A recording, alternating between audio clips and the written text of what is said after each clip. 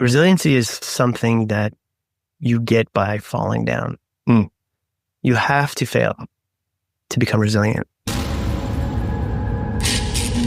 This is the Live, Lead, Last podcast.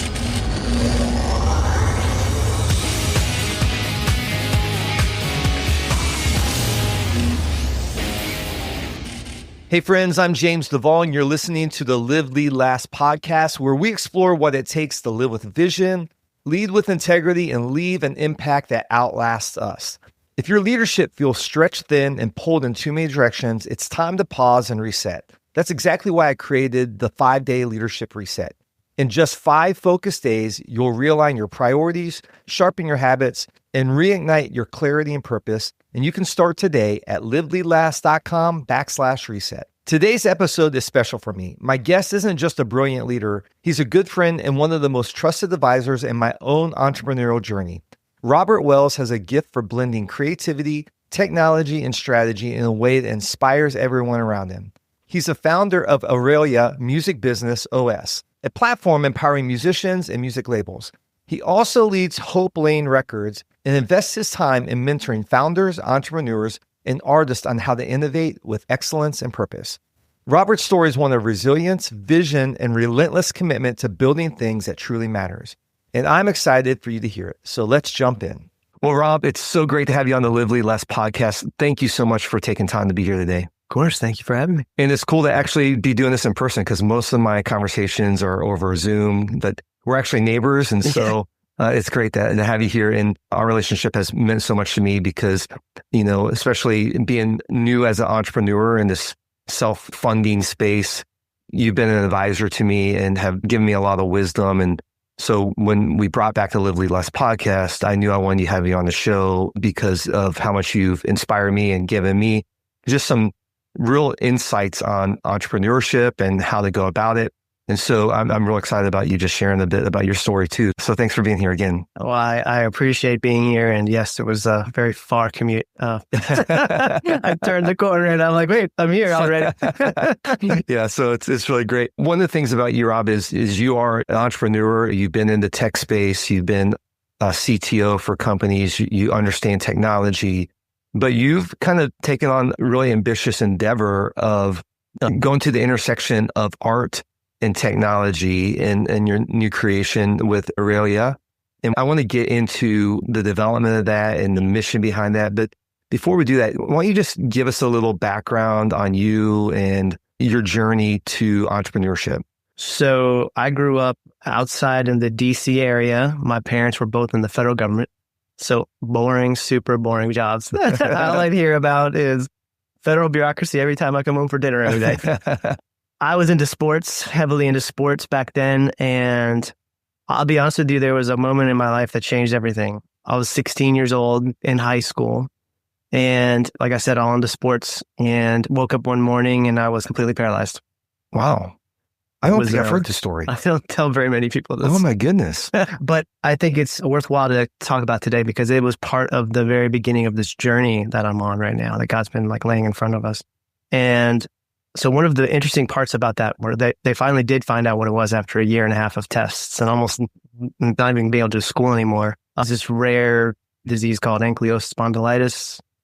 And it does fuse your body, your tendons together, and it was an extremely painful experience.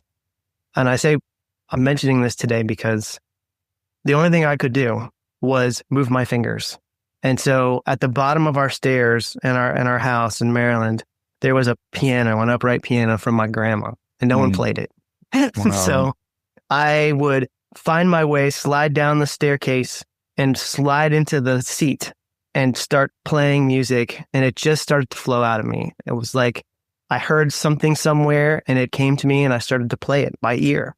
Wow. And I think I never would have gotten into music if this event never happened to me.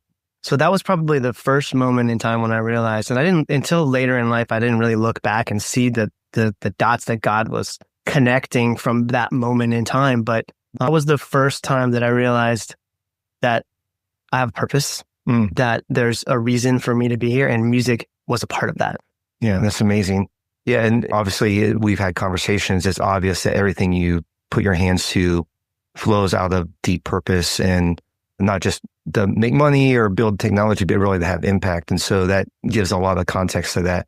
A lot of entrepreneurs, like you said, they start business or to solve a problem. I know when I launched my technology company, I was really trying to solve a problem for myself and for others who were trying to be in that space. And so music, the tech are all part of your DNA. It goes back to that story, but it wasn't just about business. It was about building something that lasts. So what led you to actually step into the entrepreneur space? Like you could have done music and as a teacher or an industry or whatever, but what was it about entrepreneurship that had you step into that space? So another interesting, weird story would be, so because of that music moment, I ended up learning music for real and went on to college and full scholarship of music and the whole deal.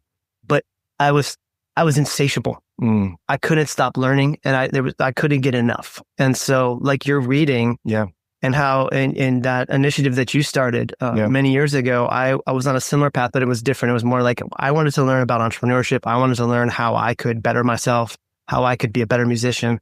And I just went after it as fast as I could.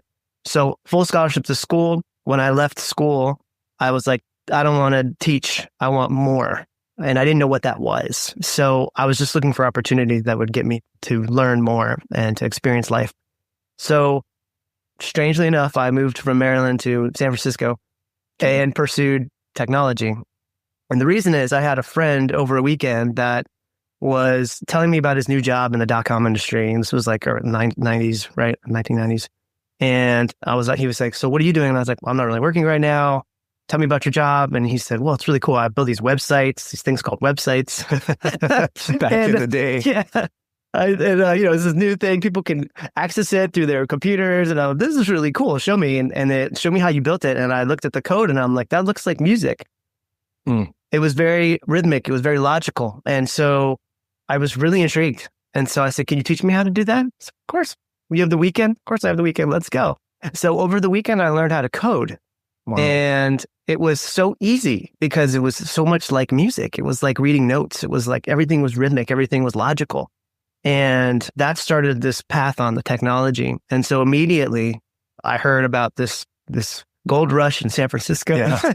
So moved across the country and just plotted myself right into a startup out there as a coder, shared a desk with like 6 other people, slept there all night long. It was literally like the .com stories you hear. Wow. It was very interesting, but it was incredible time in my life. It was over 5 years of living there and going from startup to startup. Back then, you would be at a startup, you'd get paper money, right? You get ownership, and then they'd sell it a year later, and then you'd move on to the next one. And it was an unbelievable roller coaster ride. But skill set wise, I was learning more coding and learning more about entrepreneurship along the way, and just absolutely fell in love with entrepreneurship. Yeah, that's amazing. So when was it that you began to connect mission or your purpose to entrepreneurship? Because you're very clear on like your mission for everything that you put your hands to. So when was that for you that it was like, this isn't just about what I do, it's about who I am? Well, I tell you, this is a very personal part of my story, but in my 20s out there in California, I had success, right? And my parents were like, I've never even seen anybody your age make that much money. Everyone was clapping and celebrating that, but I wasn't happy. I just wasn't happy. I didn't feel like this was it. This was what my life was going to amount to. And I had a really good friend that I called and was a confidant with and asked him, hey, have you ever felt like there's more? Like you got everything you want, but there's something that you need that you don't know about yet. And I grew up Catholic and all of that, which is great. But at that moment, I realized that there's something more that I needed besides working and striving and money. And search for Jesus, really. I became a Christian fully. And it was crazy because I became a Christian, 9/11 happened, and I was like, my whole world just totally changed. Wow. Yeah. I saw things from a different perspective. I saw like people, the humanity of the world, and I saw the need out there. And I said, what am I doing out here? Why am I so far from my family? And what am I doing? I'm striving after money. I just wanted God to like remold me to take all of those past experiences and remold me to something else. So I literally picked up, moved back to the East Coast, didn't even know what I was going to do. I ended up starting a company with my father, and it wasn't even something that I wanted to do, but I was the technology guy there. And so we started this consulting company. It was a couple years of bootstrapping, and then it became pretty successful. And I realized this is what I want to do. I want to create things from scratch with the foundational elements of Jesus in the center. And I want to use technology and creativity in the midst of it. And so that started a spur of different companies from that point forward. It was like, I just wanted to invest in young entrepreneurs. So whatever money I was making for my companies, I would find young entrepreneurs and they would come to me for advice. And I say, well, what are you trying to do? And they say this and that. I said, well, I'll give you some money to get started. And that began this whole crazy journey of investing in young entrepreneurs, not only with just coaching and mentoring, but also investing in them as well. Yeah, that's incredible. And you obviously started a lot of companies, and we've known each other for, 15 years or something like that. But we kind of reconnected our friendship around startups because I was in the middle of a startup, and I knew that you had started companies and you're a little bit farther ahead on your newest company. And so I started, hey, can we do coffee? And you were so generous. And I'm not a young guy, but as an older guy, just to share wisdom and insight. And, I've learned just a lot. Even when we went and did our first round of funding, it's like one of my advisors is Robert Wells. It just meant so much to me. But I'm real excited about this product you've been working on. You're working on several projects, and we'll talk about some of those. But Aurelia is a unique product that you're bringing to market. And my background in music as well, I'm super jazzed about it because I think it really hits a niche that's really needed. So tell us a little bit about Aurelia, what it is, and the genesis of the start of that company. Aurelia was named with my two daughters' names mixed together, Aria and Amelia. Okay. So Aurelia. And I wanted, in knowing having other startups, this is silly, but I knew that I wanted a name that was either a number in the beginning or an A. Okay. Because in lists, it shows up first. Oh, there you go. Okay. And people don't think about those little tiny things like that, but it's true. That's an interesting hack right there. It's a small little growth hack. Exactly. Yeah. How it started. So in 2018, my kids, we'll get back to the story later, but just a small little piece of this. My kids were singing, houses filled with instruments. And I didn't want to push music on them. I just wanted God to do whatever he was going to do in their lives and show them the path to take. But they ended up loving music. And so they started singing together and doing harmonies and things like that on YouTube. So 2018, 2021 comes. I kind of left entrepreneurship for a while and was just trying to help our family. So I was taking bigger jobs. I was taking CEO jobs at tech companies and consulting companies in Boston and New York and things. And so I was on the road a lot. And all for about 5 years, I was literally traveling from Monday to Thursday night, Friday. Wow. I wouldn't be home at all. So weekends, I was worn out. I barely could spend time with my kids because I was so tired trying to recuperate.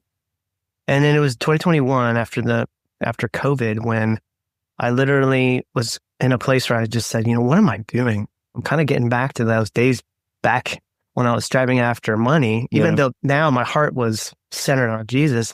I was still making that a priority over my family. And I left the company, my last company as a CEO, and I was like, you know what? I just need to figure out what I'm going to do next. I did a 21-day prayer fast. Okay. And on day 14, that didn't even take 21 days. Day 14, I woke up at 4 a.m. with this incredible vision in my mind. I gave me this dream, and it was so vivid. I had an entire picture in my head. So I went out, and my kids are homeschooled. So we went out to the kitchen table, and there's plenty of pencils and paper out there. And so I'm out there at 4 a.m. and I'm sketching this thing in my head. I'm trying to get it to as much detail as I possibly can. And at the very bottom of it, and was I wrote down the date, November 21, 2021. And the craziest thing ever, and I might be getting too deep into a story here, but I thought to myself, what in the world? Why does November 21 sound so familiar to me? Right? So I picked up my phone. I thought, and I love to take notes. I love to journal all the time in here about my thoughts and my talking to God back and forth. So I went into my notes and my phone, and I went all the way back And the very first note I ever put in here was November 21st, 2008. Come on. 13 years earlier. And that message was an extraordinary experience. We had this voice that appeared to both my wife and I. My daughter, Ari, was only 1 year old through this crazy experience with this baby monitor, the microphone. And it was a preacher just talking about Solomon and David and the genealogy and creating and glorifying God and creating something really big and glorifying God in the process, right? Mm-hmm. And using your gifts and abilities to glorify God.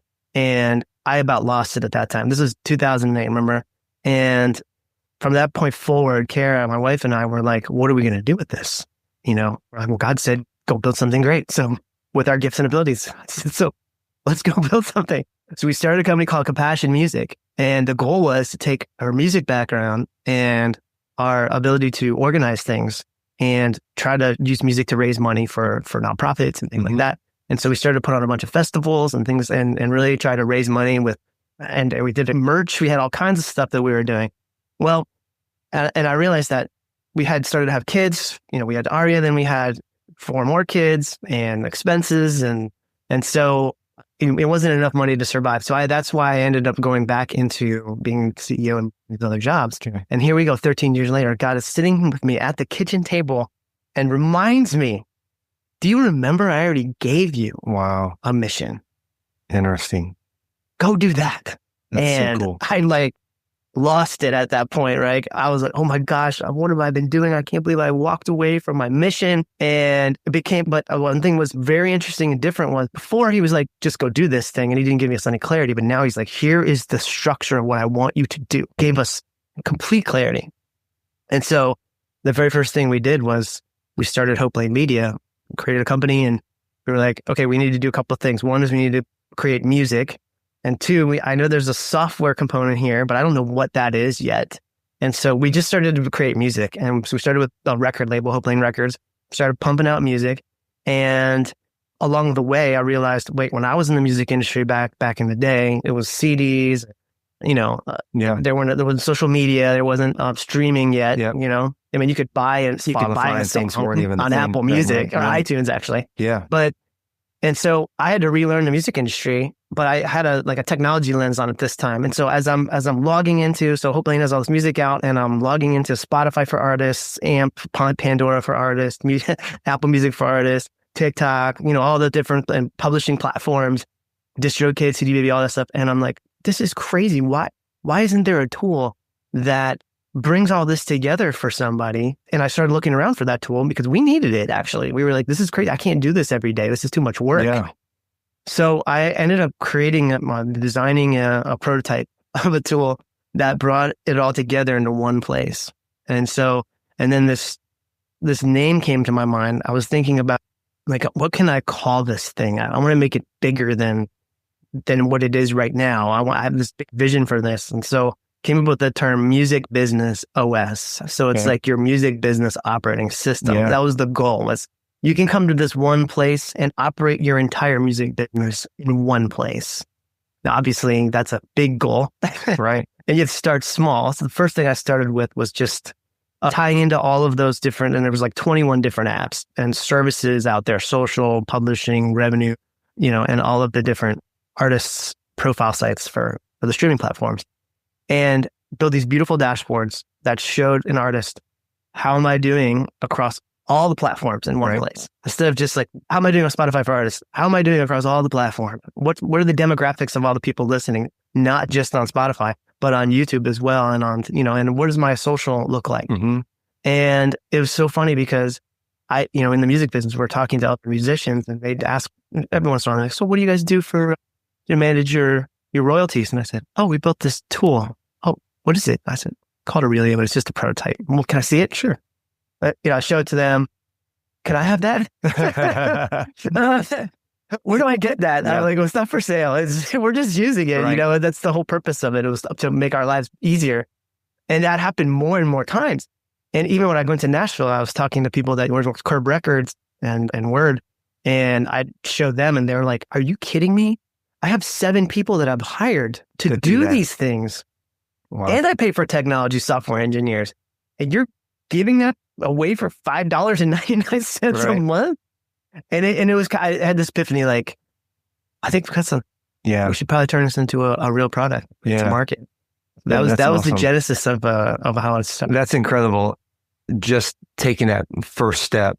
I just reading recently, and the author was talking about, commitment leads to courage, right? And so you have to take that first step of commitment. And that's usually the scariest, right? Even like yourself, who had a very clear vision that was given to you of what it could look like. When you take that step and go, okay, I'm going to put money behind this, I'm going to put my time behind this and so forth. You really don't know how it's going to play out, but then you start getting that social proof. And you're like, oh, people love this. And it definitely encouraging in that space. Yeah. I mean, just to your point, the fear that you experience when you first do something like this. Like for us, 4 kids, I had a steady income and I left that. And we had some savings and things, retirement accounts. But, we thought, you know what? This is greater than anything we've ever done before. We have a pure mission here. And then God told us, like, go do this thing. And this time you better do it. I already told you to do it. This time stay on track. And I thought, okay, you know what? This is not my money anyways. Right. And so we sold all of our retirement accounts. Wow. We got rid of all of our savings. So you were all in. Even sold one of our favorite cars that I had cherished and loved so much that I wanted for. Anyways, but the point being, it was all very scary. Yeah. And some days when we had spent all the money on the product and building software and investing in all these things, there were times when I'm like, I don't know what we're going to do this month on. And God would always provide manna, just like the perfect timing. Exactly. And so this was a journey not only in obedience, but a journey in trust and hope. Yeah. And believing for the promises that you cannot see. Yeah. That was hard as a father with 4 children in Palm Beach County. I think one of the things I'm learning about this space is that I don't know if there's ever the right time to start. Like with young kids, you jumped in and did it. My journey was at 53 years old, very stable lifestyle to take that jump. So I think everybody probably has their own barrier to cross, their own self-preservation to get over to kind of go, hey, I could lose everything here, or I could be great. And knowing that, the majority of businesses don't take off, right? So there is risk there, right? I want to go back to just the music side of this, because obviously for people who are creating content, and I don't know if you thought about this, but I'm guessing this could be actually advanced eventually to any kind of content creators, right? They're trying to find their revenues from YouTube or from Instagram or influencers, affiliates. That's maybe in your product line down the road, but the technology's there now that you could probably do that, right? But it goes back to one of the things I've always admired about you is just the focus on family and just the passion for your wife and your kids, and just you want your daughter's names to be in the name. And really that was really kind of the origin story was your kids, you wanted to produce something for your kids. So talk to us a little bit about Hope Lane and how that all started and what you're doing with that.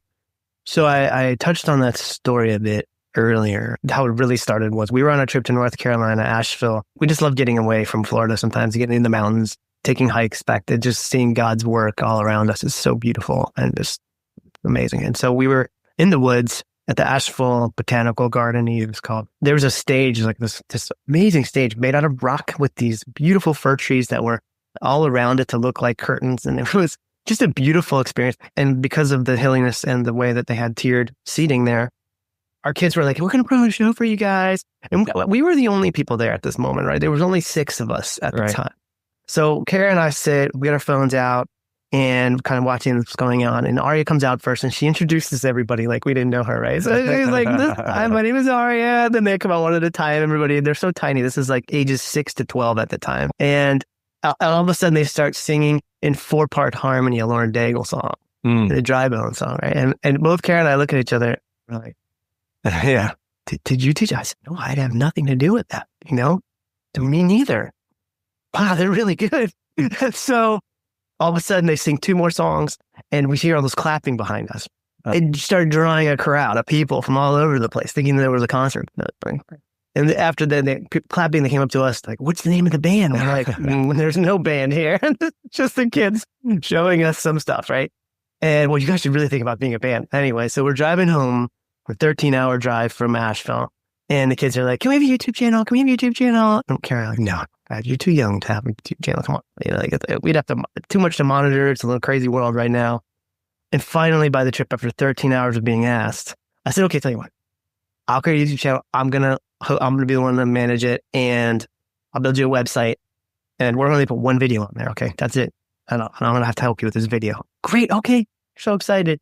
So we get home, and within about 3 days, where's our YouTube channel? Kids are out there, forget. Kids. I said, okay, I'll do it this weekend. So set up a YouTube channel, build them a quick little website, and okay, let's put a video up. I said, well, what do you guys want to do? And they're like, oh, there's this really cool song from Holland called Alone, And we're like, okay, yeah, it's a cool song. Let's try that. But I want you guys to all play instruments. Any of you play instruments at this point, None of them did. And they were all like, and Robbie said, well, I play piano a little bit. I said, great. You get on the piano, and Asher's crazy. Asher with the drumming. So he gets on a cajon. And I'm like, Aria, you look like you could play bass. And she had this like really cool vibe. She was the tallest one. So I grabbed my bass, and I was like, it's really easy, just a few lines here. I'm like, okay, cool. And Amelia had just started playing violin, and she only knew like a few notes. That violin was like tiny, like a baby, almost not real violin.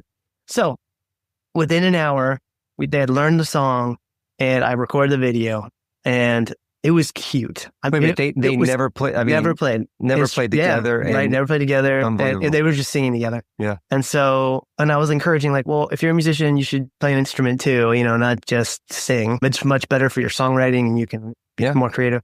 And so finished the song, put it on YouTube, and forgot all about it. Like literally, we left about a month later and went on a trip to Colorado. I am on the top of the mountain in Colorado in Steamboat, and my phone rings, and I wasn't taking any calls for work or anything. And I look at my phone, and I'm like, I'm just in California. So I was like, oh, that's an LA number. That's so weird. I don't know. I'm in LA right now. I'll put it to voicemail. Right. So put the call to voicemail. And now we're eating lunch at the top of the mountain. And I just have this nagging feeling. I'm like, why did I listen to that message? I don't know why. I just need to listen to that message. And I get on the phone, and I listen to the message. Like, hi, my name is, I won't say your name, but from America's Got Talent out in LA. And I saw a video on YouTube of your kids. Wow. And I was like, who's pranking me right now? Are you kidding me? This is not real. I called her back, and I said, hey, I'm super protective of my kids. I need to know that you're really who you say you are. If you are, and I'm like in text, I'm like, send me an email with the domain of something that is like proof that you are who you say you are. Like, right. I'm looking for like, whatever her name is at americasgottalent.com right. or something. And she's like, are you by your email right now? I was like, sure. And she's like, bing. I just sent you an email. And I was like, oh, okay. I'm so sorry. You're real. So what's going on? And she's like, well, listen, we saw the video, and they're just like, they're so cute and so talented. Is there any way you guys consider being on the season coming up? And so that moment was a moment that Kara and I were like, maybe we've got some, right? Combine that with in 2021, when that vision came to me, it was very clear. Yeah. I knew what I needed to do. I needed to take this talent that God gave us and these kids and our family unity, blend it together, and encourage others. So one of the coolest things I want to share, if it's okay to share this with you, is, a lot of times entrepreneurs start journeys because they think, I want to solve a problem, where I want to create something new and innovative, and I want my name on something right before I die. Well, what I didn't realize was that the impact that just simple things like creating a song or creating a video could do, or a social post. So fast forward 3 years after this all started, we're getting thousands and thousands of DMs on social, because these kids have like said, we put our stake in the ground. Like, we're writing Christian music, and we're a family, and we're united. And so, some people don't like that, but for the most part, we've got, there's sifting through thousands of people responding to us. And some of them make me just want to cry, because it's just the depravity out there. There's children like 13 years old saying, hey, I have extreme depression. I thought about suicide. But when I watched your video, when I saw your song, and I saw the way that your family is united, I didn't want to go through with it anymore. Wow. I knew there was hope. Yeah. It's those moments where I'm like, okay, I see there's a bigger plan here, and it's not about me, and it's not about our family. It's about what God's trying to do with us and through us. That's incredible. So you guys have been doing this a few years, and it's advanced from that little stage in Asheville, North Carolina. Give us an update on like what Hope Lane's doing now, what your kids, right? Because your kids have individually and collectively done some pretty incredible things, right? Yeah, we've had some cool experiences. Like with Amelia playing violin, we flew out to Iowa State Fair, and she played on the main stage with Lindsey Sterling. Wow. The two of them together, a duet. It was an amazing night. It was like 20,000 people in the outside amphitheater. And then we've gone to Nashville, the GMA Dove Awards, met Brandon Lake and all these really amazing artists on the floor with them. Yeah. So we are steadily putting out music, Hope Lane. And this year we decided that we were going to branch out and launch 3 of the 4's individual careers because they have a unique style, unique creativity, unique artistry. And so Asher, it's funny because his first song comes out on Friday. Okay. Yeah. And another Hope Lane song's coming out on Friday. And then following that, Aria's got a couple songs. And then Amelia, of course, violin, singing. She's got we have so much music. And we're just going to invest in them and see what God's going to do with it.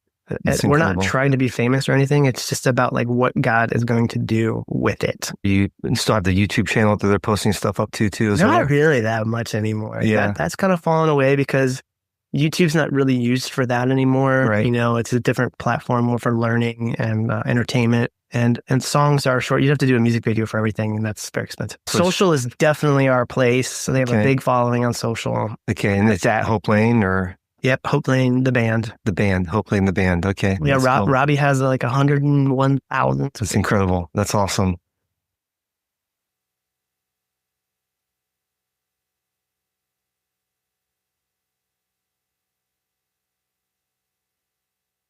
Okay, let's turn the corner to entrepreneurship because I think, there's probably people listening today who are in that space that are creators or either, creating an app or some sort of business or creating content and putting themselves out there. So I know that you and I have had several conversations, just me asking questions about it. And you've always given me nuggets that I've, didn't know or didn't think about. And so I'm interested just from the entrepreneurial space, like what are some lessons, especially in the area, like, because you have to be pretty resilient, right? And adaptable. So what are some things that have helped you maintain resiliency or some lessons that you've learned that you would share to a young entrepreneur or somebody who's struggling with if they're in the right space or not that would help them keep going in the entrepreneurial space? That's a good question. Resiliency. Resiliency is something that you get by falling down. You have to fail to become resilient. And I think if I look back at all the different startups that I've started myself or invested in or helped someone, there's been more failures than successes. And I don't think that's a bad thing. I think that's a good thing because especially if you can cut your losses early and understand. And I always have this philosophy. My dad taught me this when he was in the government. And it was every time something happens, good or bad, try to look back at the reasons why.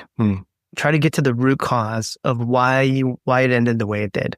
Okay. And this root cause thinking always has been this just bottom foundation of everything I do afterward. And so if you really dig in and you understand, why did I fail? Or why did that project fail? Why did that startup fail? You may realize, and a lot of entrepreneurs are like, it's me. I made mistakes. My bad. I made some wrong decisions. At the end of the day, it could be something like that. But for the most part, it's not that. Yeah. I didn't put my money in the right place. I didn't think about this part of this business and I didn't put enough attention on it. I put too much attention over here. For example, marketing, instead of spending any dollars on marketing because you're waiting for the perfect product to come out. Right. And then all of a sudden you get there and it's like, oh, nobody knows about this and I don't have enough money to tell anybody. Yeah. So those are lessons you have to learn by actually going through that and understanding that. Right. And there's so many lessons to be learned afterwards. Of course, while you're going through it as well. But, you don't really learn a ton of lessons if you just start a product, you get someone to throw money at it and all of a sudden become super successful. Right. I mean, there's really not a lot to learn in that case. Which doesn't happen very often. It does not happen that often. Right. And if you look at any story of any super successful person, they will tell you it was painful at times. And they wanted to quit. They weren't done. They were like, I don't want to do this anymore. This is too much. This is too hard. I find so many entrepreneurs that are in a spot where they're like, I just need more money, so I'm going to go get a job. And then they end up putting their startup as like the last priority. Right. And it doesn't go anywhere. Yeah. Because they make the money that, in an uncomfortableness is where you always live as an entrepreneur, right? Now, if you've made it and you're successful and you can invest in other people and you don't have to worry about that uncomfortableness, then that's great. But failure is essential to resiliency. It's really good. Yeah, I want to pull that thread a bit because one of the last conversations we had over coffee was I was wrestling with this idea of the use of my time as an entrepreneur. And, I have this technology startup that I'm working in, but because I'm not the developer, I'm not the guy who's coding and so forth, there's only like so much that I can do. And we were having this conversation about how do you invest your time so that, and you gave me some great advice just on the role of the entrepreneur in raising funds. Can you talk a little bit about that? Yeah, I think I remember that conversation. So I'll break it down a little bit more. One of the things we talked about was if you're a founder, know what you're great at, right? And know what you're not good at. Because if you can figure that out and you can be humble enough to understand that and say, oh, yeah, a lot of guys are like, or gals are like, great seller and I'm a great coder and I'm a great at this and I'm great at everything. And they say, I could do it all. And you're like, but they most of the time fail. Because they haven't learned the art of delegation, the art of letting other people that are better at something than you do that. Yeah. Yeah. And that is a hard lesson because we as entrepreneurs always want to fix everything and do everything ourselves. We can like, well, I'm faster than the other person, so let me just do it. You have to learn to delegate. Yeah. And so I think along what we were talking about was if you're the kind of founder that is really good at communication, connecting with people, networking, having those conversations about value, like this, here's the vision of what we're doing and it's going to change lives and it's going to do all these things.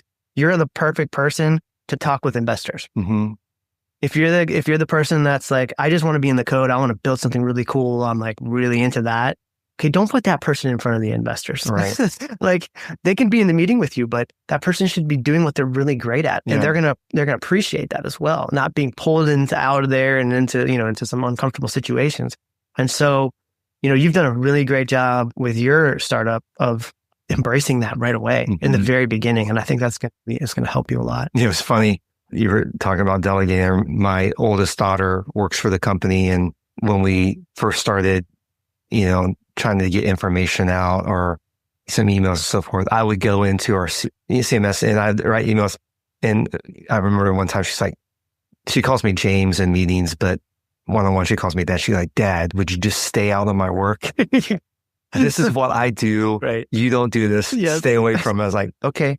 So I'm trying to get but when you're starting something, you feel like it's like your baby. You have to touch everything. You have to do everything. Right. Yeah, sure. Yeah. I think the other thing that's been interesting to me in the entrepreneur space is just, even now I'm more highly aware of when I talk to entrepreneurs, usually entrepreneurs are doing multiple things. It's like, and this is part of that conversation too. It's like, you can't always put all your eggs in one basket, right? Yeah. And so like that really freed me up to kind of go, and you hear entrepreneurs like they're running 4 or 5 businesses at the same time. And for some people that seems like crazy, but now that I'm in that space, it's like, yeah, I can see how you can do that and why you do that, right? Right. Yeah. So that's been really good. What other things about entrepreneurship, if you were having a coffee with a group of, people in startup that were, just trying to learn and grow, what are some of the things you would say to them? Well, it definitely would be this failure conversation. Like, it's okay. You should fail and you should be proud of it and you should learn from it. Number one, and try hard things, do things that you're uncomfortable with and learn from them, right? You're not going to win them all, but you win them all because you'll learn something from them all. And the second thing would be the whole delegation that we talked about. Like, just understand what your strengths are and be okay with that. Right. Because you were built a certain way and you've got certain experiences that other people don't have. And And just embrace that and go all in on that. Yeah. Put the people around you that have the strengths that you don't have. Right. That's the second thing. And the third thing is like, dare to do something amazing and don't be afraid. Yeah. Like you're going to come up against competition and people telling you, but more than competition, you're going to come up with people going like, are you crazy? Yeah. Why are you doing that? You don't need to do that. There's already something like that out there like that, right? Yeah. There's always those negative, and they're probably the closest people around you a lot of times, right? Right. That are super comfortable in their job. They're like, oh, I have a 401k savings and this and that. And what do you have? And you're like, well, I have my business. Yeah. Why? Why would you do that? Are you crazy? No, it's just, I feel like this is in my DNA. I have to create things and solve problems and bring people along with me, you know? I think it's part of the mission thinking, actually, because if you think about entrepreneurs are the ones that are creating new jobs for people. They're helping families by creating new jobs and getting people out of monotony and things like that. So yeah, those are kind of the main things that I would. Yeah. I mean, the reality is, without great risk, there's not great reward, right?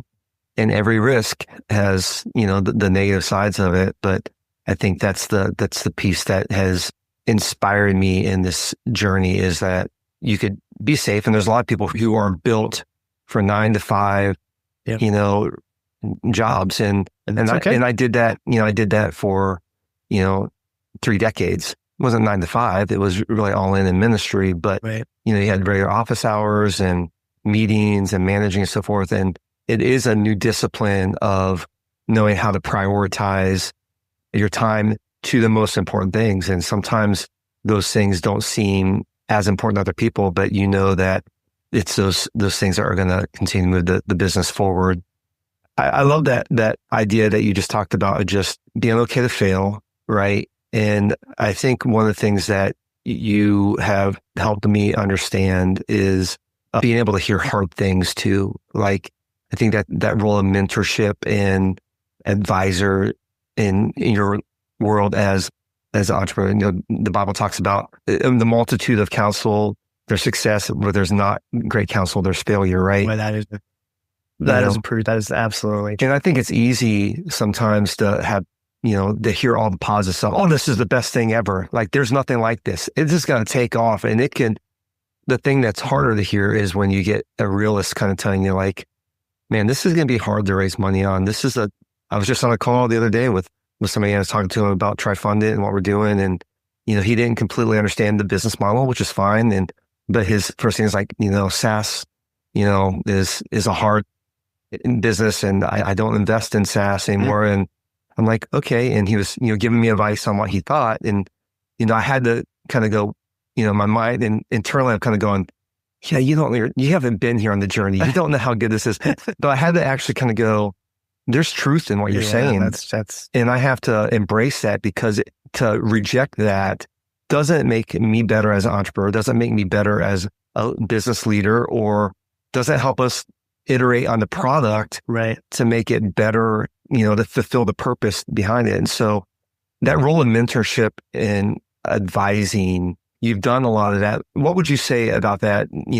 How did people find the right mentors, the right guidance to help them in business? Yeah. Well, first of all, I just love what you're saying there. And that just rings so true. When I mentioned earlier about find your strengths and find the people around you to fulfill the strengths that you don't have, that wasn't just workers or people, partners. That's mentors as well. People that just don't have that way of thinking about finance, for example, right? They'll run the numbers. You'd be like, oh, I got this great, I'm going to sell this many things, right?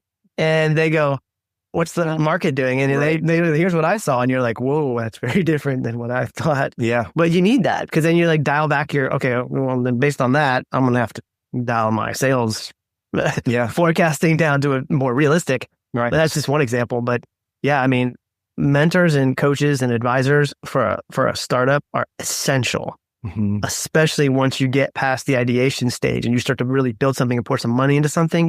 You want to make sure you do that, or you're going to go, you'll make some decisions that you wish you didn't. Yeah. Finding them.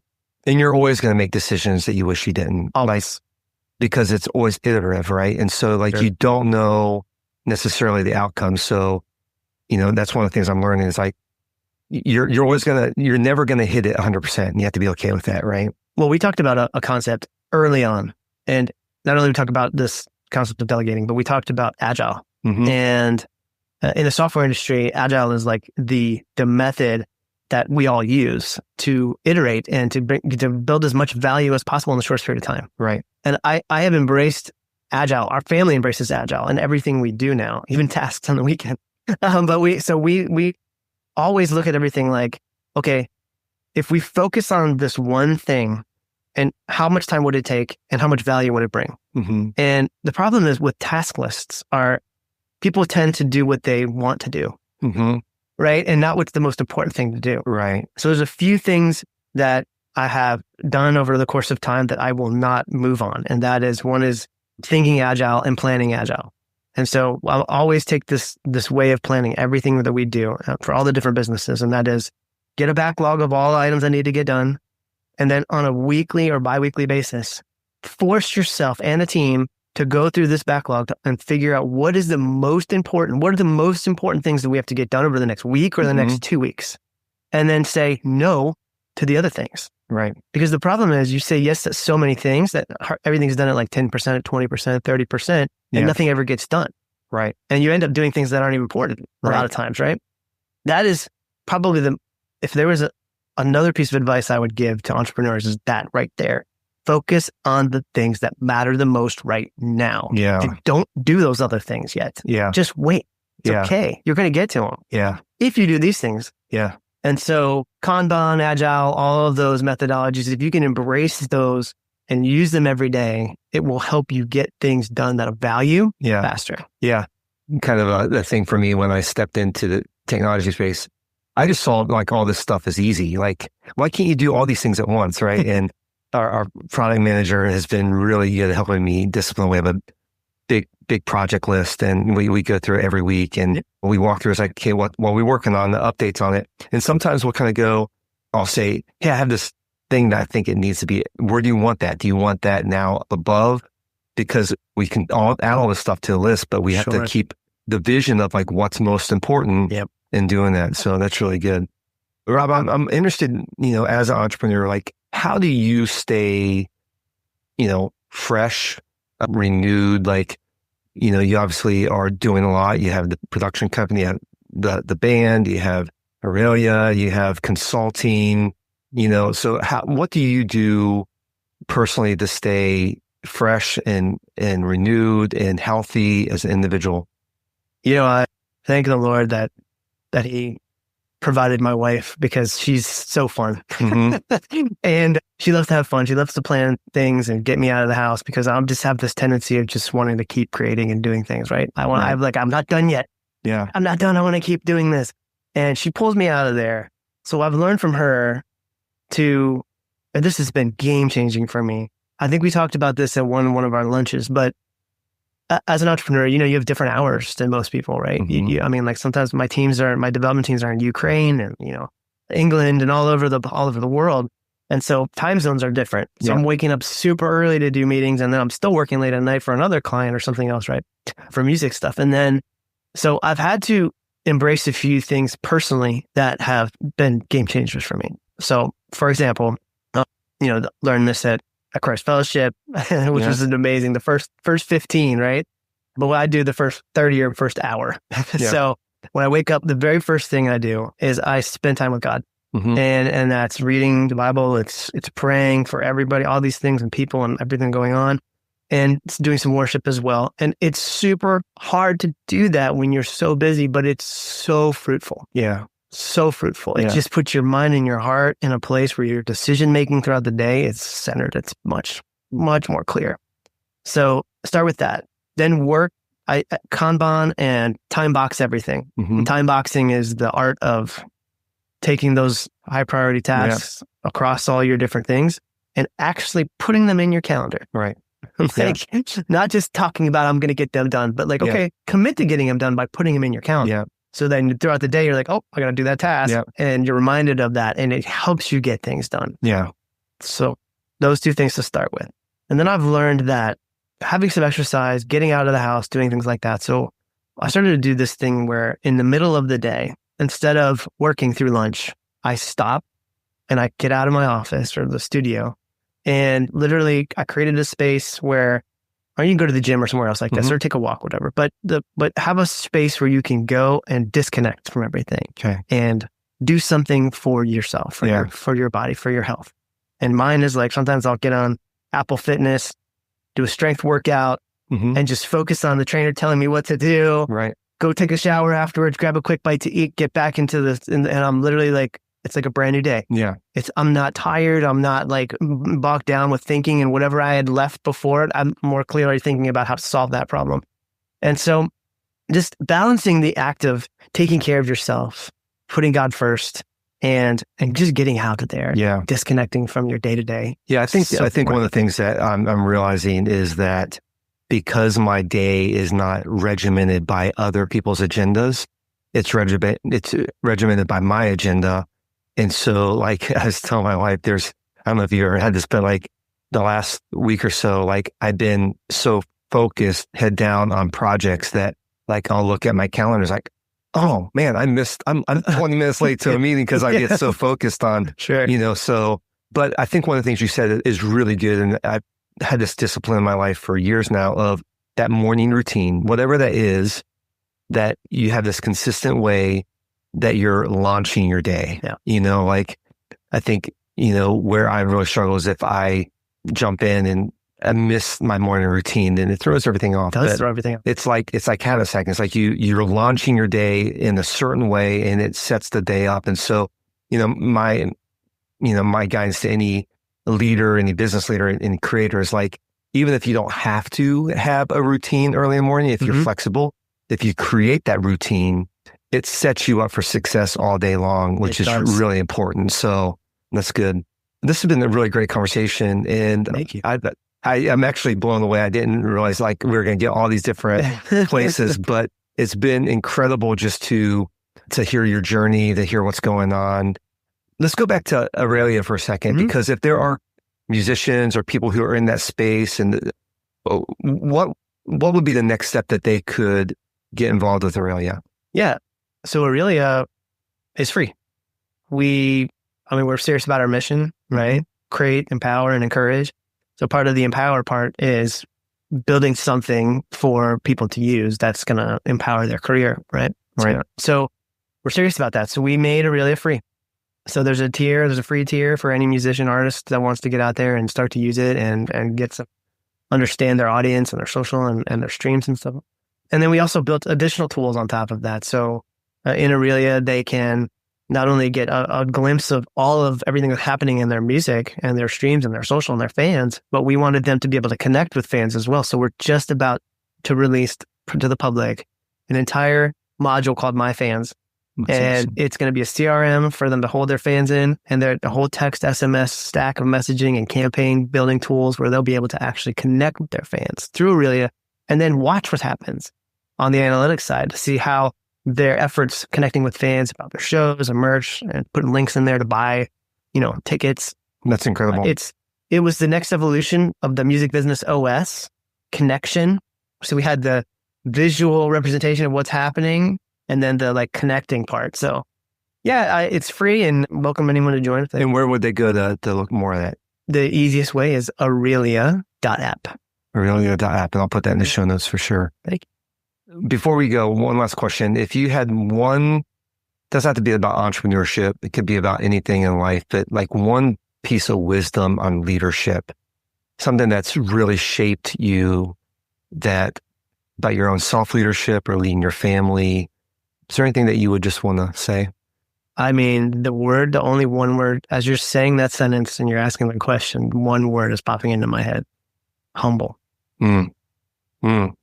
It's, especially when you get to a point in your career where you've had some successes and people look up to you for different things. It's so important to remember to be humble and to still be a servant, because as you were growing up and becoming a successful entrepreneur, whatever you're doing in your life, people stood alongside you and helped you and coached you and mentored you. They were humble enough to do it. And when you embrace that fact and you realize how important it is to be humble, you open yourself up to so much more opportunity and clarity. Yeah, that's great. That would be it. Awesome, man. Well, we'll have to do this again because you're just around the corner. But thanks so much for being on the show today, man. I really appreciate it. So much fun. Thank you for having me. Robert's journey is a reminder that what we build will never outlast us until it's anchored in something deeper than profit. Purpose is what sustains the late nights, the setbacks, and the pivots. If you lose sight of the why, you'll lose the fuel that keeps you moving forward. If you want to explore Robert's work, check out Aurelia at aurelia.app and follow Hope Lane on social media at Hope Lane the Band. Don't forget, you can take your own leadership to the next level with a free 5-day leadership reset at liveleadlast.com/reset. And if you like a weekly shot of encouragement and practical insight, I want to encourage you to sign up for my weekly email, Rooted, by texting GROW to 66866. You can also connect with me on Instagram, LinkedIn at @TheJamesDuvall. And if today's conversation encouraged you, please rate, review, and share it so that more leaders can live and lead with purpose. Until next time, keep leading with courage, keep building what matters, and keep pressing on. What if the key to unlocking your team's full potential is already inside of them and you? The free 5 Voices assessment helps business leaders, entrepreneurs, and creatives discover their natural leadership voice. It's not just a personality test. It's a game changer for communication, collaboration, and culture. You'll gain insight into how you lead, how others receive you, and how to build trust faster. So take the free assessment today at liveleadlast.com/voice and start leading with greater clarity, alignment, and impact. Your voice matters. Learn how to use it today.